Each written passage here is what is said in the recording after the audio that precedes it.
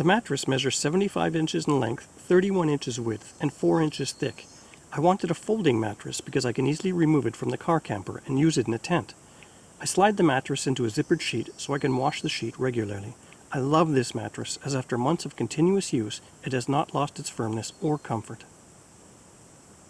I wanted a sleeping bag to be versatile in all weather conditions and temperatures, and decided on a 4-piece U.S. military modular sleep system. I tested it at minus 28 degrees Celsius and it kept me warm, with all fingers and toes intact.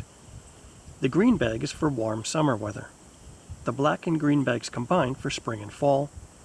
The Gore-Tex cover added for ground sleeping in winter, with the compression sack to carry and store them.